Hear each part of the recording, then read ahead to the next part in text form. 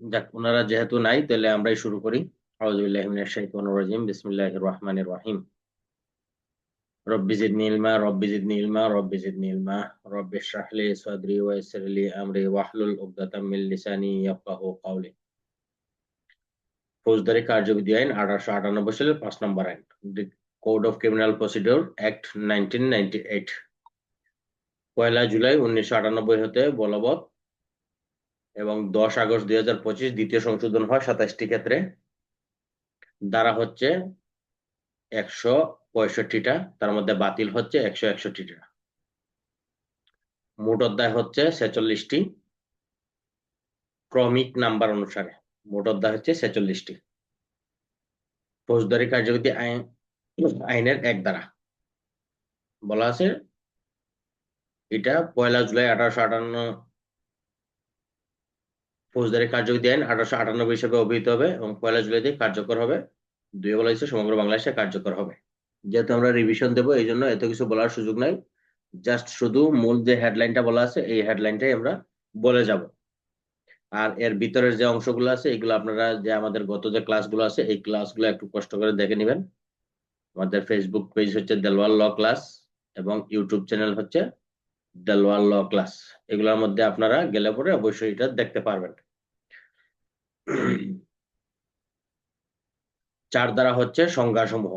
ফৌজদারি কাজ 4-1 ক হচ্ছে অ্যাডভোকেটের সংজ্ঞা, 4-1 ক এর ক অ্যাটর্নি জেনারেলের সংজ্ঞা, 4-1 খ হচ্ছে জামিনযোগ্য অপরাধ, 4-1 গ হচ্ছে অভিযোগ, 4-1 উ হচ্ছে রাষ্ট্রীয় কারণিক, 4-1 চ আমলযোগ্য অপরাধ, 4-1 বর্গীয় জ হচ্ছে নালিশ, 4-1 বর্গীয় জের বর্গীয় জ দায়রা আদালত, 4-1 ইয় হচ্ছে হাইকোর্ট বিভাগ, 4-1 ট অনুসন্ধান পিআরবি 613 বিধি সংজ্ঞার ক্ষেত্রে। ফৌজদারি কার্যবিধি 4-1 ঠ হচ্ছে তদন্ত, সংজ্ঞার ক্ষেত্রে পিআরবি 613 বিধি ব্যবহার করবেন। ফৌজদারি কার্যবিধি 4-1 ড বিচার বিষয়ক কার্যক্রম, ফৌজদারি কার্যবিধি 4-1 ড হচ্ছে আমল অযোগ্য অপরাধ বা আমল অযোগ্য মামলা, ফৌজদারি কার্যবিধি 4-1 মধ্যাহ্ন অপরাধ দণ্ডবিধি আইনের 40 ধারা। ফৌজদারি কার্যবিধি 4-1 ত হচ্ছে ভারপ্রাপ্ত কর্মকর্তা, ফৌজদারি কার্যবিধি 4-1 থ স্থান, 4-1 দ থানা, 4-1 দন্ত ন পাবলিক প্রসিকিউটর। 5 ধারা ফৌজদারি কার্যবিধি 5 ধারা, 5-1 ধারা এবং 5-1 উপধারা বলা আছে দণ্ডবিধিতে বর্ণিত সকল অপরাধের তদন্ত অনুসন্ধান বিচার হবে ফৌজদারি আইনে। 5-2 বলা আছে বর্ণিত সকল অপরাধের তদন্ত অনুসন্ধান যদি অন্য কোনো বিশেষ আইনে বলা থাকে সেই ক্ষেত্রে কি হবে, ওই আইন প্রযোজ্য হবে। দ্বিতীয় অধ্যায় হচ্ছে ফৌজদারি কার্যবিধি আইনের 6-27 ধারা। এখানে আমরা পড়ছিলাম হচ্ছে ফৌজদারি কার্যবিধি আইনের 6 ধারা হচ্ছে আদালতের শ্রেণী সমূহ, তারপরে 10 ধারা বলছিলাম নির্বাহী ম্যাজিস্ট্রেট, 12 ধারা স্পেশাল ম্যাজিস্ট্রেট, 22 ধারা পড়ছিলাম হচ্ছে মফস্বল এলাকার জন্য জাস্টিস অফ দ্য পিচ, 25 ধারায় পদাধিকার বলে জাস্টিস অফ দ্য পিচ। তারপর আমরা তৃতীয় অধ্যায় 29 ধারা হচ্ছে কিশোরদের ক্ষেত্রে এখতিয়ার মৃত্যুদণ্ড, যাবজ্জীবন কারাদণ্ড দেওয়া যাবে না এবং 15 বছরের কম বয়স্ক তরুণ শিশু অপরাধীদের ক্ষেত্রে কি করতে হবে, বিচার করতে পারবেন। তারপরে আমরা পড়ছিলাম 32 ধারা ম্যাজিস্ট্রেট আদালত কি করতে পারবেন, দণ্ড সমূহ সংশোধন অনুসারে অনধিক 5 বছর 5 লক্ষ টাকা, দ্বিতীয় শ্রেণীর ম্যাজিস্ট্রেট অনধিক 3 বছর 3 লক্ষ টাকা এবং তৃতীয় শ্রেণীর ম্যাজিস্ট্রেট অনধিক 2 বছর 2 লক্ষ টাকা। তারপরে আমরা চতুর্থ অধ্যায় পড়ছিলাম 42 ধারা হতে 45 ধারা। 42 ধারা হচ্ছে জনসাধারণ ম্যাজিস্ট্রেট এবং পুলিশকে সাহায্য করতে বাধ্য কোন কোন ক্ষেত্রে, আসামি গ্রেপ্তার এবং পলায়ন প্রতিরোধে, শান্তিভঙ্গের আশঙ্কা এবং সরকারি সম্পত্তি রক্ষার ক্ষেত্রে। যদি সাহায্য না করে তাহলে দণ্ডবিধি আইনের 187 ধারা মোতাবেক অপরাধী হবে। 43 ধারা হচ্ছে পুলিশ অফিসার ব্যতীত অন্য কোনো ব্যক্তিকেও কি করতে পারবেন, সাহায্য করতে পারবেন। কি জন্য, গ্রেফতারি পরোয়ানা তামিলের জন্য। ফৌজদারি কার্যবিধি আইনের 44 ধারা জনসাধারণ কতিপয় অপরাধের সংবাদ দিবে, এখানে মোট 35টা অপরাধের দ্বারা উল্লেখ আছে দণ্ডবিধি অনুসারে, সেই অপরাধের সংবাদ দিবেন। 45 ধারা হচ্ছে কতিপয় ব্যক্তি কতিপয় অপরাধের সংবাদ দিবেন, যেটা হচ্ছে গ্রাম প্রধান, হিসাব নবিশ, জমির মালিক বা অন্যান্য ব্যক্তি যারা আছে তাদের অপরাধের সংবাদ দিতে বাধ্য। 45 ধারা 45-2 আতে বলা হচ্ছে আবার সরকার কর্তৃক ঘোষিত অপরাধী, অপরাধী হিসেবে ঘোষিত ব্যক্তি, প্রক্লাইমড অফেন্ডার। এইটার যখন কোনো সংজ্ঞা আসে তখন অনেকে দেখলাম যে অনেক জায়গায় ধারা দেয়, কিন্তু এটার মূল সংজ্ঞাটা হচ্ছে ফৌজদারি কার্যবিধি আইনের 45-2 অপরাধী হিসেবে ঘোষিত ব্যক্তি বা সরকার কর্তৃক ঘোষিত ব্যক্তি যদি কোনো সংজ্ঞা আসে তাহলে অবশ্যই আপনাকে ফৌজদারি কার্যবিধি আইনের 45-2 লিখতে হবে, অর্থাৎ 45-2 উপধারা দিলেই মোটামুটি একটা মার্ক আপনি পাবেন। তারপরে পঞ্চম অধ্যায় ফৌজদারি কার্যবিধি আইনের 46 থেকে 67 ধারা, গ্রেফতার পলায়ন পুনরায় গ্রেফতার সম্পর্কিত। 46 ধারা হচ্ছে গ্রেফতার, পিআরবি 316 বিধি। এখানে 1, 2, 3 আছে, কথা বা কার্য দ্বারা না হইলে সেক্ষেত্রে দেহ স্পর্শ করা, বল প্রয়োগ করলে তার জন্য ব্যবস্থা নেওয়া, মৃত্যু ঘটানো যাবে না। কখন? যদি মৃত্যুদণ্ড বা যাবজ্জীবন কারাদণ্ড প্রাপ্ত না হয় সেক্ষেত্রে মৃত্যু ঘটানো যাবে না। সংশোধন 2025 অনুসারে 46-এর হয়েছে গ্রেপ্তার প্রক্রিয়া বা গ্রেপ্তারকারী কর্মকর্তার কর্তব্য। এখানে দুইজন ব্যক্তির কথা বলা আছে, একটা হচ্ছে পুলিশ এবং অন্যজন হচ্ছে অন্য কোন ব্যক্তি, অর্থাৎ যাকে ক্ষমতা দেওয়া হয়েছে সেই ব্যক্তি। এই জন্য আমরা এই যে যখন লিখিত ক্লাস নেই, লিখিত ক্লাসে দেখা যায় অনেকে প্রশ্ন ধরতে পারেন না, এগুলো একটু মাথায় রাখবেন। 46-এর কয়ের এক, একে আবার ক ও গ আছে। এখানে কি বলছে? একের ক, কতে বলছে যে আপনার দৃশ্যমান পরিচয় স্পষ্ট বহন করবেন এবং শনাক্ত করার জন্য। ক হচ্ছে উপস্থিত ব্যক্তি বা আসামিকে কি করবেন? আপনার পরিচয়পত্র দেখাবেন।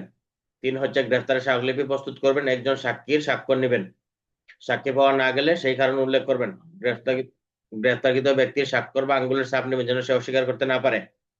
যদি তাকে বাড়ির বাইরে থেকে গ্রেপ্তার করা হয় তাহলে 12 ঘন্টার ভিতরে তার আত্মীয় স্বজন তার গ্রেপ্তারের সময়, স্থান এবং হেফাজতের স্থান জানাবেন। ফৌজদারি কার্য 46-এর যদি তার শরীরে আঘাতের চিহ্ন থাকে সেক্ষেত্রে কি করবেন? ডাক্তার দেখিয়ে চিকিৎসা সনদ সংগ্রহ করতে হবে এবং আঘাতের কারণ নথিভুক্ত করবেন। 46-এর কয়ের 12 ঘন্টার ভিতরে তার আইনজীবী এবং আত্মীয়ের সাথে দেখা করার সুযোগ দিতে হবে। আমাদেরকে এটা দলিল ফারিংতে আজকে আর আসবে না নাকি রিভিশনের বয়ে?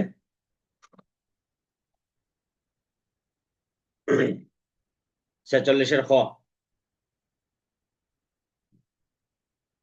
46-এর হচ্ছে গ্রেফতারের তথ্য জেনারেল ডায়েরিতে এবং সরকারি রেজিস্ট্রারে লিপিবদ্ধকরণ।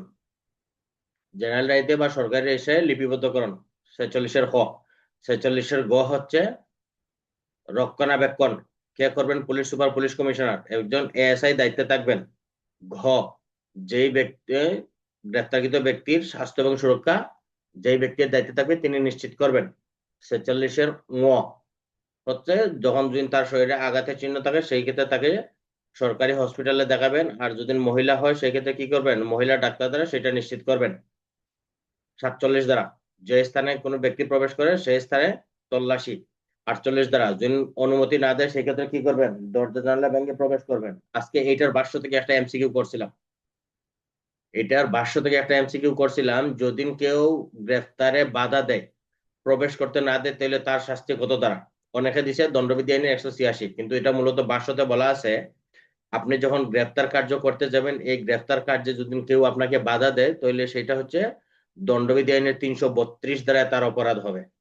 আজকের এমসিকিউতে অনেকে এটা ভুল করছে এবং এটা নিয়ে দেখলাম অনেকে অনেক ধরনের প্রশ্ন করতেছে। কারণ আপনার যদি কমন না হয় তাহলে আপনি মনে করার কোনো এখতিয়ার নাই যে এটা ভুল।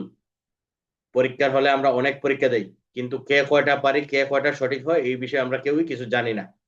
অতএব যদি আপনার যেটা কমন না হয় সেক্ষেত্রে আপনি কি করবেন? ধৈর্য ধরে অপেক্ষা করবেন সঠিক আনসারটা জানার জন্য, কারণ অধৈর্য হইলে পরে আপনারই লস। ঠিক আছে? অধৈর্য হয়ে যখন আপনি কোনো প্রশ্ন করবেন তখন অন্য একজন লোককে বিব্রতকর অবস্থায় ফেলবেন এবং আপনি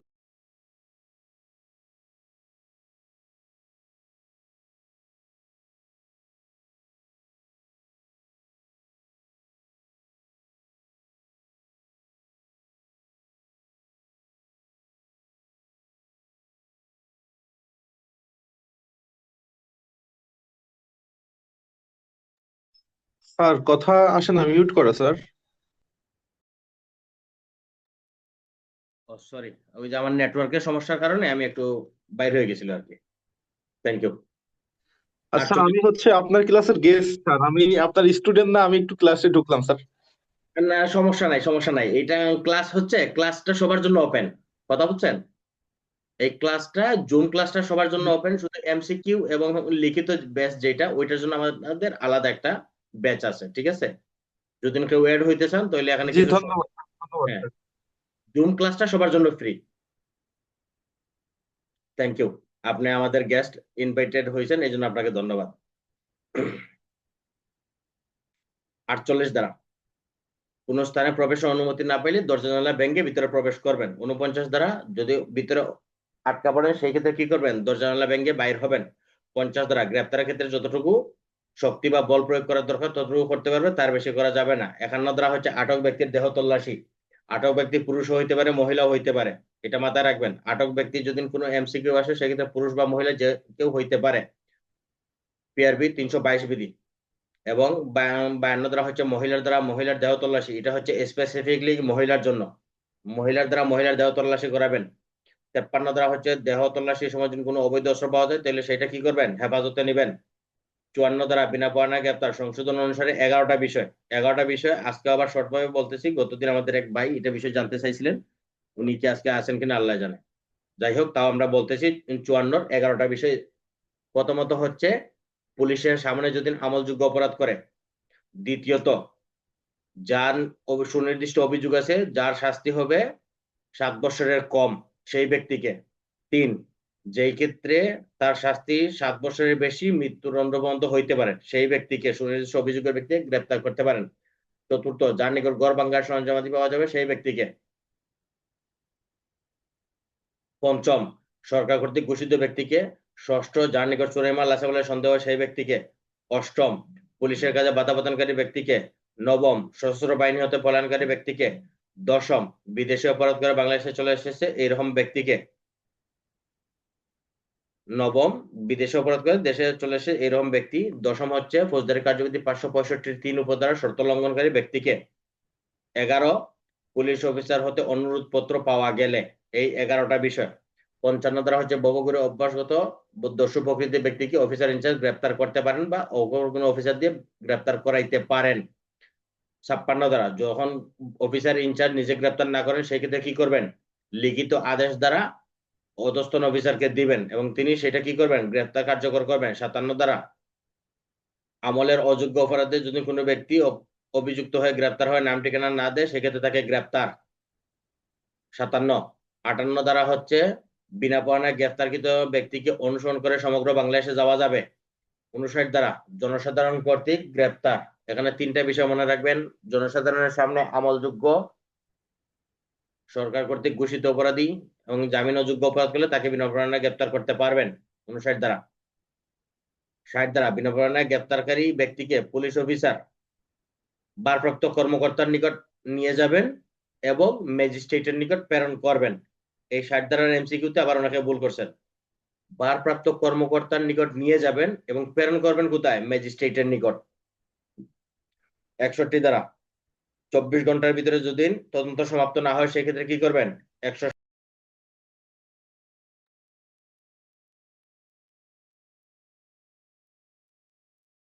আজকের নেটওয়ার্কে বারবার সমস্যা করতেছে। 62 দ্বারা, ভারপ্রাপ্ত কর্মকর্তা যদি কোনো ব্যক্তিকে জামিন দিয়ে থাকেন সেক্ষেত্রে কি করবেন? চিফ জুডিশিয়াল বা জেলা ম্যাজিস্ট্রেটকে সংবাদ দিবেন।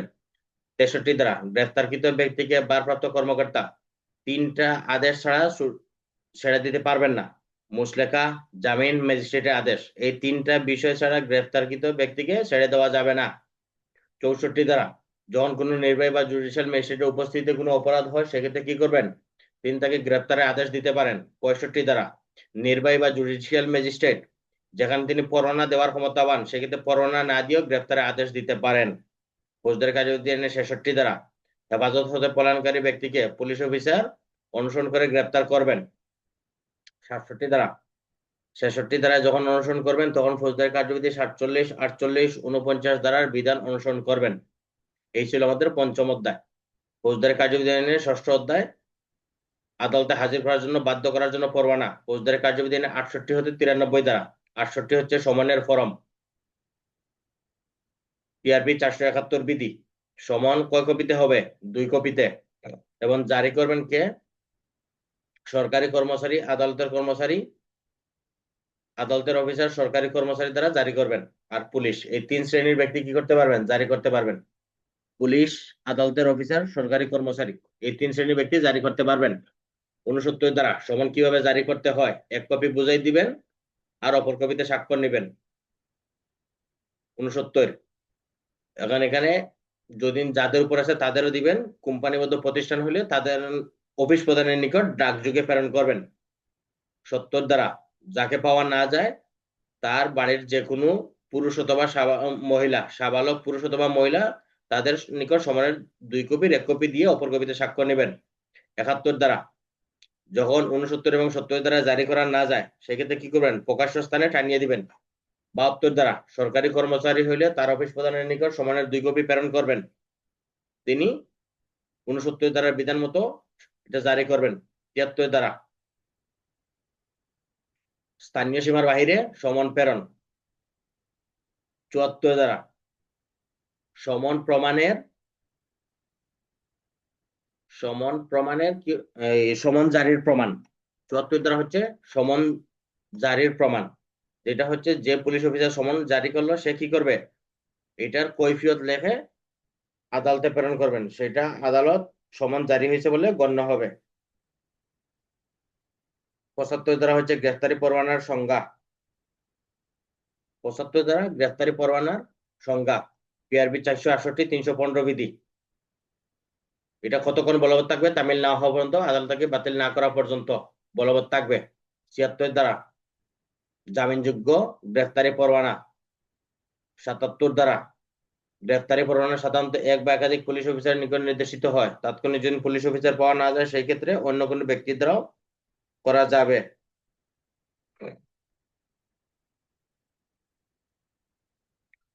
77 দ্বারা 78 দ্বারা হচ্ছে যদি কোনো জমির মালিক থাকে তাহলে কি করবেন? জমির মালিককে দিয়েও সেটা তামিল করানো যায়।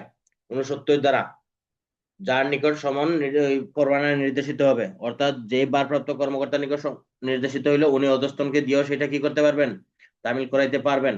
তবে এখানে একটা কথা মনে রাখবেন, যখন এএসআই থানার ভারপ্রাপ্ত কর্মকর্তার দায়িত্বে থাকবেন তিনি সমন নিজেই, পরোয়ানা, গ্রেফতারি পরোয়ানা নিজেই তামিল করতে হবে। 79 দ্বারায় যখন এএসআই থানার দায়িত্বে থাকবেন তখন তিনি নিজেই পরোয়ানা তামিল করবেন, কারণ তিনি অন্য কোনো অফিসারকে আর পরোয়ানা দিতে পারবেন না।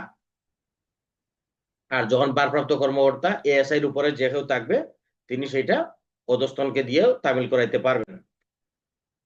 79 দ্বারা হচ্ছে গ্রেফতারকৃত ব্যক্তিকে গ্রেফতারের সারমর্ম জানাবেন। 81 দ্বারা অবিলম্বে তাকে আদালতে হাজির করবেন। 82 দ্বারা গ্রেফতারি পরোয়ানা কার্যকর করতে সমগ্র বাংলাদেশে যাওয়া যাবে। 83 দ্বারা স্থানীয় সীমার বাইরে গ্রেফতারি পরোয়ানা প্রেরণ। 84 দ্বারা স্থানীয় সীমার বাহিরে গিয়ে গ্রেফতারি পরোয়ানা নিজেও তামিল করা যায়। 84 85 দ্বারা গ্রেফতারকৃত ব্যক্তিকে অন্য স্থানে যদি গ্রেফতার করা তাহলে 20 মাইলের ভিতরে হইলে নিয়ে আসতে পারবেন, আর 20 মাইলের বাইরে হইলে ওই স্থানের ম্যাজিস্ট্রেট বা পুলিশ সুপারের নিকট হাজির করবেন। 86 দ্বারা 20 মাইলের ভিতরে হইলে কি করবেন? নিয়ে আসতে পারবেন, আর না হইলে ওই আদালতের বা নির্বাহী ম্যাজিস্ট্রেট বা পুলিশ সুপার বা পুলিশ কমিশনার নিকট হাজির করবেন। তিনি যদি জামিনের ব্যবস্থা থাকে তাহলে জামিন দিবেন, আর যদি জামিনের ব্যবস্থা না থাকে সেই ক্ষেত্রে কি করবেন? যেই রূপ আদেশ দিবেন সেই রূপ আদেশ অনুযায়ী আপনি পরিচালিত হবেন। 87 দ্বারা হুলিয়া বা ঘোষণা। হুলিয়া বা ঘোষণা হচ্ছে 30 দিনের বেশি সময় দিয়া জারি করতে হয়, 3 কপিতে ইস্যু করা লাগে। পিআরবি 472 বিধি।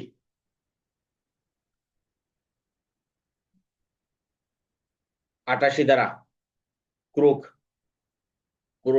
88 1 2 3 4 5 6 7 এত কিছু বলে এখন সময় শেষ করা যাবে না, সংক্ষেপে বলি। ক্রুক যে স্থানে আছে, যেই জেলায় আছে সেই জেলায় করা যাবে, অন্য জেলায় হইলে সেই জেলায় করা যাবে। অস্থাবর সম্পত্তি 4 ভাবে ক্রুক, স্থাবর সম্পত্তিও 4 ভাবে ক্রুক।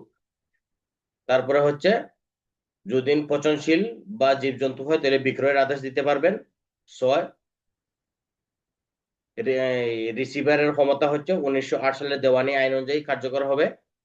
আর কত হচ্ছে যদি কারো নিরপরাধ ব্যক্তির সম্পত্তি প্রবেশ করে সেই ক্ষেত্রে 6 মাসের ভিতরে দাবি করবে, যেই আদালত আছে সেই আদালতে করবে। তার আদালত বিবেচনা নিয়ে যদি সঠিক পায় তাহলে দিয়ে দিবে, মিথ্যা হলে খারিজ করে দিবে। সেই আদালতের বিরুদ্ধে 1 বছরের ভিতরে মামলা করতে হবে। যদি ঘোষণার তারিখের ভিতরে হাজির হয় তাহলে তাকে আসামিকে ক্রোধ থেকে মুক্তি দিবেন। 7, প্রকৃত সম্পত্তি 6 মাসের আগে বিক্রি করা যাবে না, তবে পচনশীল দ্রব্য হলে বিক্রি করা যাবে। ফৌজদারি কার্যবিধি আইনের 89 দ্বারা সম্পত্তি প্রত্যর্পণ 2 বছরের ভিতরে যদি উক্ত ব্যক্তি হাজির হয় সেই ক্ষেত্রে সে যদি আদালতকে বিশ্বাস করাইতে পারে তার কারণ আছে, সেক্ষেত্রে সে সম্পত্তি ফেরত পাবে। 90 দ্বারা সমনের পরিবর্তে অতিরিক্ত পরোয়ানা। 91 দ্বারা আদালতে হাজির ব্যক্তির নিকট থেকে মুচলেকা নিতে পারবেন। 92 দ্বারা যদি সে মুচলেকার শর্ত লঙ্ঘন করে তাহলে তার বিরুদ্ধে পরোয়ানা দিতে পারবেন। 93 দ্বারা সমন এবং পরোয়ানার যে বিধান আছে এইগুলা এই আইন অনুসারে হয়েছে বলে গণ্য হবে। 93 ক বাংলাদেশের বাইরে সমন প্রেরণ। 93 ক বাংলাদেশের বাইরে পরোয়ানা প্রেরণ। 93 গ বাংলাদেশ বাইরে হতে যদি কোনো পরোয়ানা আসে তাহলে সেটা বাংলাদেশের ন্যায় কার্যকর করবেন। 7ম অধ্যায় দলিল এবং অস্থাবর সম্পত্তি উপস্থিত এবং অন্যান্য অন্যায়ভাবে আটক ব্যক্তিকে উদ্ধারের পরোয়ানা সম্পর্কিত ফৌজদারি কার্যবিধি আইনের 94 থেকে 105 দ্বারা। এটা জন কি বলতে পারবা? রেদওয়ানুল করিম। স্যার 94 থেকে বাকিটা কন্টিনিউ করতে পারবা? একটু ব্যস্ত আছি স্যার ক্লাসের ফাঁকে। আচ্ছা ঠিক আছে, ওকে। দলিল বা অন্য বস্তু দাখিল করার জন্য কি করতে পারবেন? আদালত বা ভারপ্রাপ্ত কর্মকর্তা লিখিত আদেশ দিতে পারেন। যদি সেটা হাজির করে বা অন্য কোনো মাধ্যমে হাজির করে তাহলে সেটা গ্রহণযোগ্য হবে। তবে ব্যাংকার্স বুক আইন, সাক্ষ্য আইনের 123, 124 ধারার ক্ষেত্রে প্রযোজ্য হবে না। ফৌজদারি কার্যবিধি আইনের 95 দ্বারা চিঠিপত্র বা টেলিগ্রাম সম্পর্কিত বস্তু বা ডাক বা টেলিগ্রাম কর্তৃপক্ষ কি করবেন? হাজির করার জন্য নির্দেশ দিবেন। এবং নির্বাহী ম্যাজিস্ট্রেট, বিচারিক magistrate, police super, police commissioner কি করবেন? আদেশ নিয়ে উক্ত ডাক বিভাগের লোক দ্বারা তল্লাশি করে উক্ত দলিল বস্তু পার্সেল আটক করতে পারবেন। 95 দ্বারা ফৌজদারি কার্যবিধি আইনের 96 দ্বারা তল্লাশি পরোয়ানা। যখন 94 এবং 95 দ্বারা সমন দেওয়া হয়েছে সেই দলিল হাজির না করে সেই ক্ষেত্রে আদালত কি করবেন? উক্ত দলিল বস্তু কার দখলে আছে বা কোথায় আছে সেটা উদ্ধার করার জন্য তল্লাশি পরোয়ানা দিবেন 96 দ্বারায়, পিআরবি 280 বিধি। 97 দ্বারা হচ্ছে তল্লাশির স্থান নির্ধারণ করে দিবেন। 98 দ্বারা চুরাই মাল, জাল দলিল, উক্ত জাল দলিল আছে বলে সন্দেহ হলে সেইগুলা জন্য তল্লাশি পরোয়ানা। 99 দ্বারা স্থানীয় সীমার বাইরে তল্লাশি পরোয়ানা প্রেরণ। 99 ক বাজেয়াপ্ত প্রকাশনা জন্য তল্লাশি পরোয়ানা। বাজেয়াপ্ত প্রকাশনাগুলো কি? সরকার বা রাষ্ট্রপতি এরকম যখন কোনো উস্কানিমূলক দেয় সেগুলা বাজেয়াপ্ত করবেন। তারপরে হচ্ছে 100 দ্বারা বেআইনিভাবে আটক ব্যক্তিকে উদ্ধারের জন্য তল্লাশি পরোয়ানা। 101 ফৌজদারি কার্যবিধি 96, 98, 99 ক 100 ধারার ক্ষেত্রে যে বিধান, এই বিধানটা ফৌজদারি কার্যবিধি আইনের 43, 77, 79, 82, 83, 84 ধারার প্রযোজ্য হবে। অর্থাৎ গ্রেফতারি পরোয়ানার ক্ষেত্রে যে বিধানগুলো ফলো করা হয় তল্লাশি পরোয়ানার ক্ষেত্রেও সেইগুলা অনুসরণ করতে হবে। ফৌজদারি কার্যবিধি আইনের 102 দ্বারা উক্ত স্থানে তল্লাশির সময় যদি বসবাসকারী লোক থাকে তাহলে সেখানে তাদেরকে তল্লাশির জন্য আদেশ দিবেন। না দিলে সেই ক্ষেত্রে এই যে আমরা 48, 49 ধারার যে ক্ষমতা প্রয়োগ করি এই প্রয়োগটা হচ্ছে আপনার 102 ধারার আদেশ। 48 দিয়ে আমরা দরজা জানালা ব্যাংকে প্রবেশ করি, এটা কোন ধারার অনুসরণ? এটা হচ্ছে 102 দ্বারা আপনাকে এই ক্ষমতাটা দেওয়া হয়েছে। ফৌজদারি কার্যবিধি আইনের 103 দ্বারা কোন জব্দ তালিকা বা কোন স্থানে তল্লাশি করতে গেলে কি 2 বা ততোধিক ব্যক্তি সাক্ষী হওয়ার জন্য আহ্বান করবেন, তাদের উপস্থিতিতে জব্দ তালিকা প্রস্তুত করবেন, তল্লাশি করবেন এবং তাদের স্বাক্ষর নেবেন, নিজে স্বাক্ষর করবেন। যদি কেউ এটা দাবি করে তাহলে তাদেরকেও 1 কপি দিতে হবে। 103 দ্বারা যদি তারা কেউ সাহায্য না করে তাহলে দণ্ডবিধি আইনে 187 দ্বারা মোতাবেক দণ্ডিত হবে। ফৌজদারি কার্যবিধি আইনে 104 দ্বারা দলিল যেগুলো আদালতে হাজির করেছে সেগুলো আটক রাখতে পারেন। 105 দ্বারা যেই ক্ষেত্রে বিচারক তল্লাশি পরোয়ানা দেওয়ার নির্দেশ দিতে পারেন বা পরোয়ানা ইস্যু করতেন সেই ক্ষেত্রে তিনি তল্লাশি পরোয়ানা না দিয়েও সেখানে তল্লাশির জন্য আদেশ দিতে পারেন। ফৌজদারি কার্যবিধি আইনের 8ম অধ্যায় শান্তিরক্ষা ও সদাচরণের মুচলেকা। 106 দ্বারা দণ্ডিত ব্যক্তির নিকট হতে শান্তিরক্ষার মুচলেকা। 107 দ্বারা অন্যান্য ক্ষেত্রে শান্তিরক্ষার মুচলেকা অনধিক 1 বছর সময়ের জন্য জামিনদার সহ বা জামিনদার ব্যতীত। 108 দ্বারা রাষ্ট্রদ্রোহমূলক বিষয় প্রচারকের নিকট হতে সদাচরণের মুচলেকা অনধিক 1 বছর সময়ের জন্য। 109 দ্বারা ববগুড়ে সন্দেহভাজন ব্যক্তির নিকট হতে অনধিক 1 বছর সময়ের জন্য জামিনদার সহ মুচলেকা। 110 দ্বারা অভ্যাসগত অপরাধীর নিকট হতে সদাচরণের মুচলেকা অনধিক 3 বছর সময়ের জন্য জামিনদার সহ। 111 দ্বারা বাতিল। 112 দ্বারা এই যে 107 থেকে 110 দ্বারার যে কারণগুলো দর্শানো হইলো এই সম্পর্কে একটা আদেশ দিবেন 112 দ্বারায়। 113 দ্বারা যদি উক্ত ব্যক্তি আদালতে হাজির থাকে তাহলে তাকে সেটা পড়িয়া শুনিয়া বুঝিয়ে দিবেন। 14 দ্বারা যদি হাজির না থাকে তাহলে কি করবেন, সে যার নিকট আছে তার নিকট সেটা তাকে আদালতে হাজির করার জন্য পরোয়ানা দিবেন। 15 দ্বারা যেই ক্ষেত্রে 14 দ্বারার 13 দ্বারার ব্যক্তি হাজির নাই 14 দ্বারা সময় দিবেন, সেই ক্ষেত্রে 112 দ্বারার একটা আদেশের অনুলিপিও সাথে দিবেন। 115 দ্বারা 16 দ্বারা হচ্ছে তাকে ব্যক্তিগত হাজিরা মওকুফ করে উকিল মারফত হাজির হওয়ার অনুমতি দিতে পারেন। 17 দ্বারা 107, 8, 9, 10 দ্বারা যে সংবাদ পাইলেন এই সম্পর্কে আদালত কি করতে পারেন, অনুসন্ধান করতে পারেন। 117 দ্বারায় 118 দ্বারা যদি অনুসন্ধানের সত্যতা পাওয়া যায় সেই ক্ষেত্রে সেটা তার আদেশটা কার্যকর করার জন্য আদেশ দিবেন, অর্থাৎ মুচলেকা সম্পাদনের আদেশ দিবেন। 118 দ্বারা 119 দ্বারা হচ্ছে 17 দ্বারায় তদন্ত করে যদি মিথ্যা প্রমাণিত হয় তাহলে সে আটক থাকলে তাকে মুক্ত করে দিবেন, আর যদি বাহির থাকে তাহলে তাকে মুচলেকা থেকে অব্যাহতি দিবেন।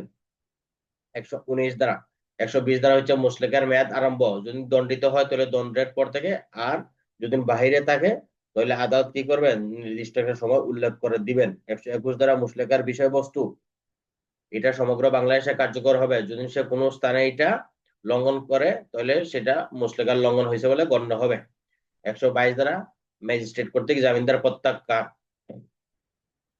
23 দ্বারা জামানত খেলাপ করিবার কারণে দণ্ড, অর্থাৎ সে কি করছে, মুচলেকা দেয় নাই, সেক্ষেত্রে তারে আদালতে আটক রাখবে, কারাগারে আটক রাখবে।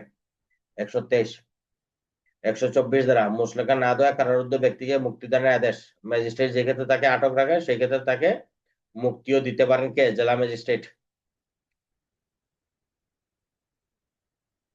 125 দ্বারা জেলা ম্যাজিস্ট্রেট শান্তিরক্ষা বা সদাচরণের মুসলিম পর্যাপ্ত কারণ না থাকলে তাকে বাতিল করতে পারেন। 126 দ্বারা জামিনদারের অব্যাহতি। 126-এর ক, যে ব্যক্তি জামিনদার থেকে অব্যাহতি চাইছে সেই ক্ষেত্রে তার জামানতে আদেশ দিতে পারেন। অধ্যায় 9 বেআইনি সময় সম্পর্কিত, এটা হচ্ছে ছত্রভঙ্গ। ফৌজদারি কার্যবিধি 127 দ্বারা নির্বাহী ম্যাজিস্ট্রেট বা ভারপ্রাপ্ত কর্মকর্তা বেআইনি সময় ছত্রভঙ্গ হওয়ার আদেশ দিবেন পুলিশ আইন 30-এর কয়ের 1 পিআরবি 142 বিধি। 128 দ্বারা যদি তারা ছত্রভঙ্গ না হয় সেই ক্ষেত্রে বলপূর্বক কি করবেন, সময় ছত্রভঙ্গ করবেন, পুলিশ আইনে 30-এর কয়ের 2 পিআরবি 143 বিধি। 129 দ্বারা পুলিশ সুপার, পুলিশ কমিশনার এবং জেলা ম্যাজিস্ট্রেট সামরিক শক্তি আহ্বান করতে পারেন।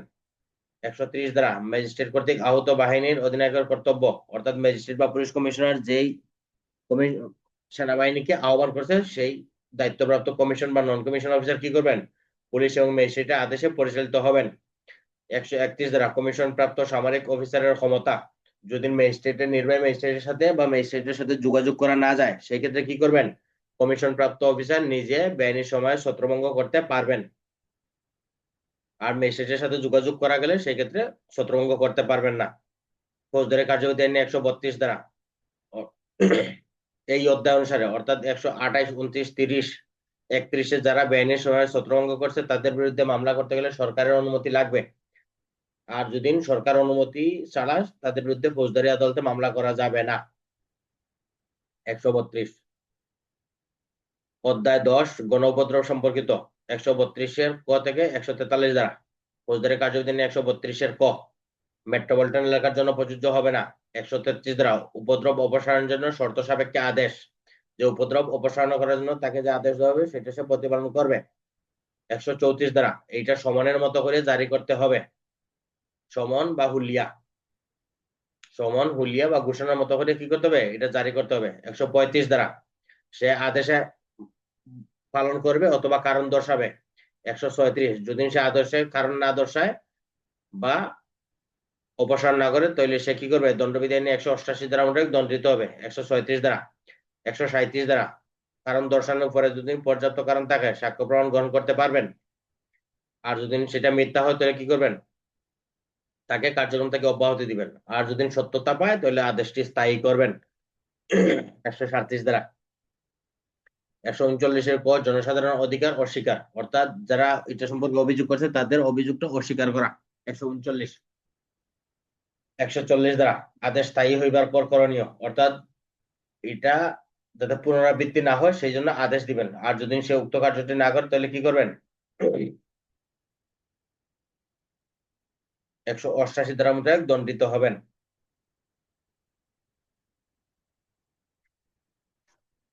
ফৌজদারি কার্যবিধি আইন 143 দ্বারা নির্বাহী ম্যাজিস্ট্রেট কোনো ব্যক্তির প্রতি দণ্ডবিধি বা কোনো বিশেষ বিধান বা স্থানীয় গণউপদ্রব অব্যাহত বা পুনরাবৃত্তি না করার জন্য আদেশ দিতে পারেন। 143 ফৌজদারি কার্যবিধি আইনের 11 অধ্যায় উপদ্রব বা বিপদাশঙ্কার জরুরি পরিস্থিতিতে অস্থায়ী আদেশ, এটার 7টা বিষয় আছে। 144 দ্বারা জেলা ম্যাজিস্ট্রেট কি করতে পারবেন, সমান এবং হুলিয়ার মতো করিয়া জরুরি আদেশ জারি করবেন।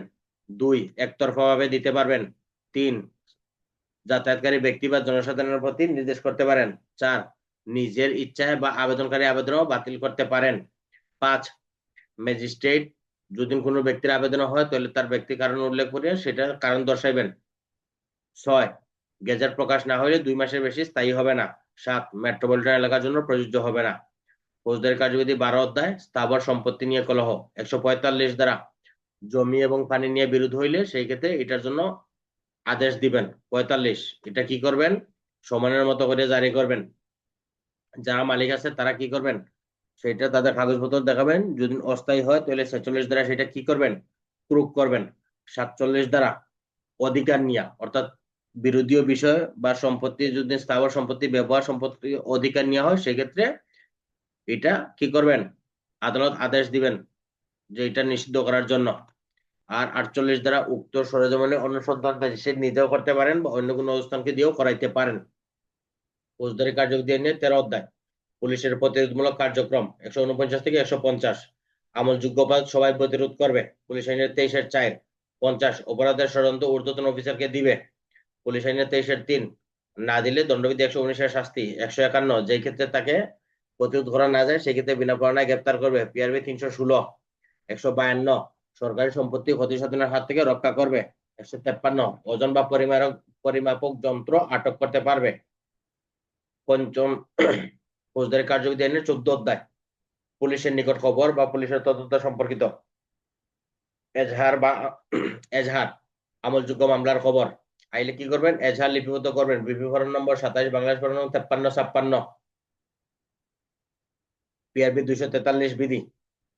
155 হচ্ছে আমল অযোগ্য বা জেনারেল ডায়েরি, যদি সংবাদ আসে তাহলে কি করবেন, জেনারেল ডায়েরিতে নোট দিবেন এবং সংবাদদাতাকে ম্যাজিস্ট্রেটের নিকট যাইতে বলবেন। পিআরবি 254 তদন্ত করবেন। প্রথম এবং দ্বিতীয় শ্রেণীর ম্যাজিস্ট্রেট আদেশ পাইলে তদন্ত করতে পারবেন, আদেশ না দিলে তদন্ত করবেন না। আর যখন ক্ষমতা পাইবেন সেক্ষেত্রে ভারপ্রাপ্ত কর্মকর্তা ক্ষমতা প্রয়োগ করতে পারবেন, তবে বিনা পরোয়ানায় গ্রেপ্তার করা যাবে না। পিআরবি 268। 156 দ্বারা হচ্ছে আমলযোগ্য অপরাধ হইলে ভারপ্রাপ্ত কর্মকর্তা ম্যাজিস্ট্রেটের আদেশ ছাড়াও তদন্ত করতে পারবেন। পুলিশ পিআরবি 258 বিধি। 157 দ্বারা আমলযোগ্য অপরাধের সংবাদের সন্দেহের ক্ষেত্রে কি করবেন, জেনারেল ডায়েরিতে নোট দিবেন, ম্যাজিস্ট্রেটের নিকট প্রেরণ করবেন। পিআরবি 257 বিধি।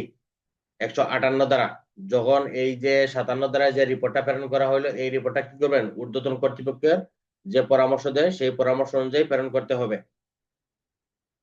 59 দ্বারা যদি আদালত নিজে তদন্ত করতে পারে অধস্তন অফিসারকে দিয়েও তদন্ত করাইতে পারে।